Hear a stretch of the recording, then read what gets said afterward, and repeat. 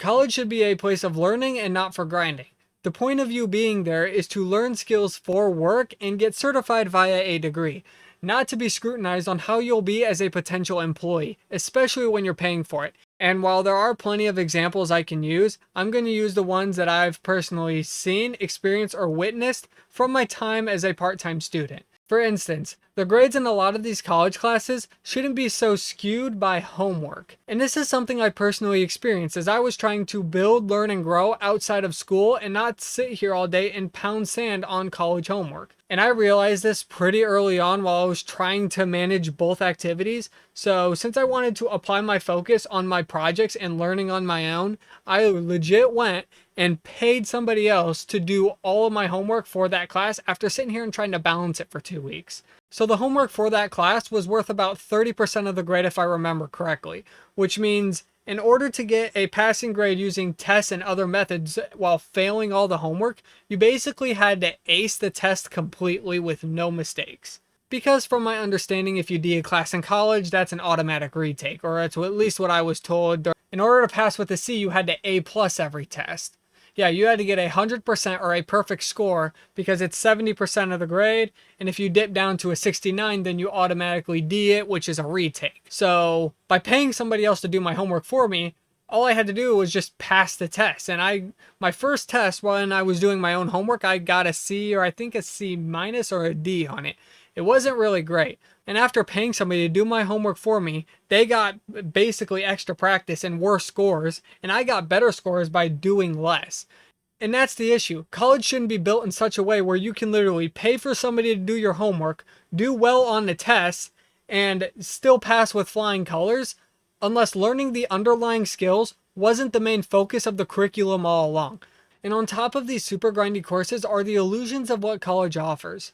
And what I like to say here is location matters because not all locations have the job opportunities you're looking for. And a good example of this are for the CS and engineering fields.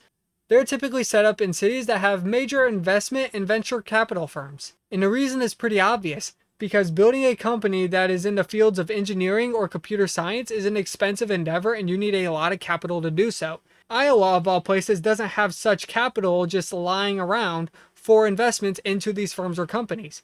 So the students are left with one option, and that's if they can afford it, which is to move to a location where these jobs exist in the first place.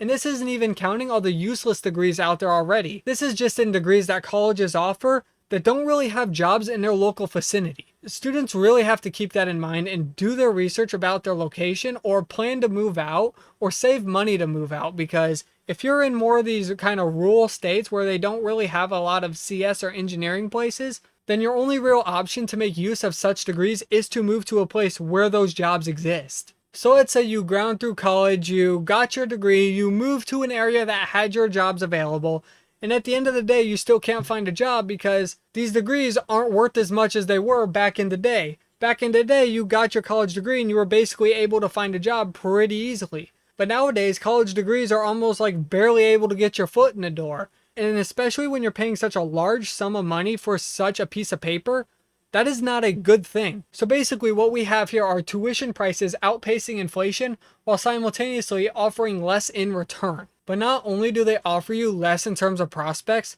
but they're offering you less in terms of education as well through these so-called weed out classes.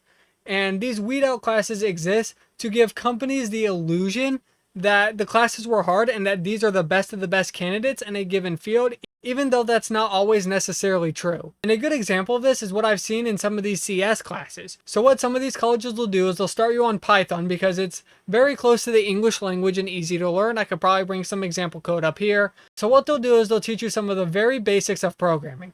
Variables, functions, while loops, if statements, etc., so on and so forth.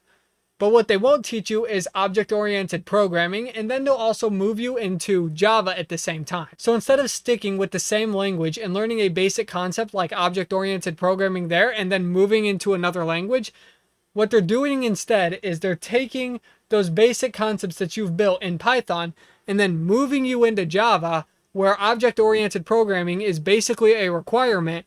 And then they're going to teach you object-oriented programming while at the same time you're trying to learn new syntax, thereby artificially increasing the difficulty when it doesn't need to be done this way.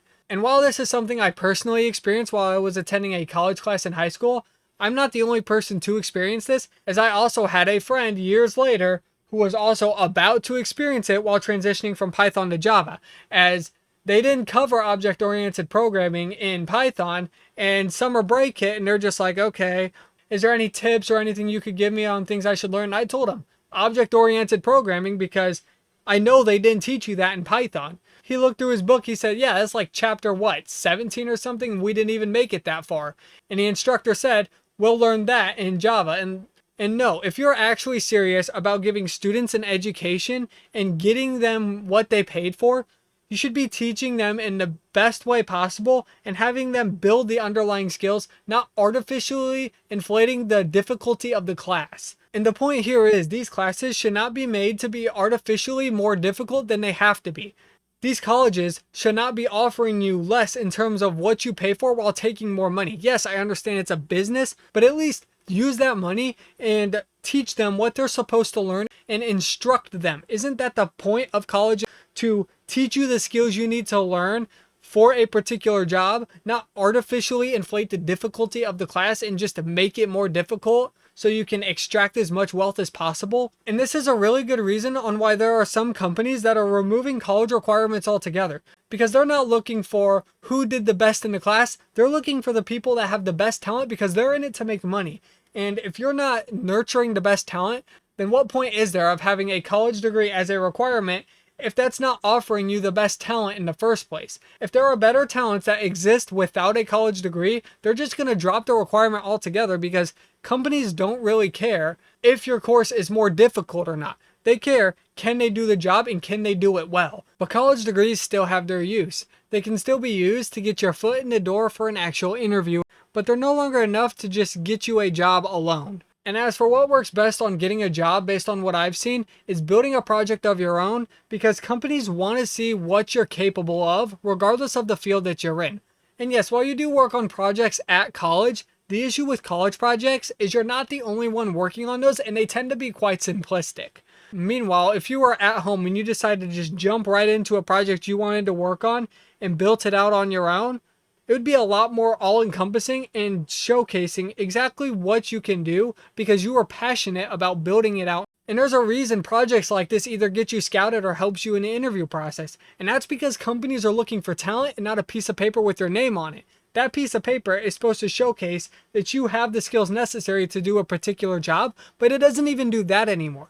You got to provide that yourself now. So my suggestion to you is, if there's a project that you're passionate about or something that you want to work on, you should just jump right in with both feet and use things like Google and other tools at your fingertips to learn the basic skills and build these projects out slowly over time on your own, because college in a lot of cases isn't going to land you a job, only you are. The only thing that you can really trust in this regard is what you build with your own two hands. And as for if college is a big waste of time, that's not a decision I can make for you. That's a decision that you have to make for yourself based on your own circumstances. And as usual, leave a comment on anything else you would like me to cover next.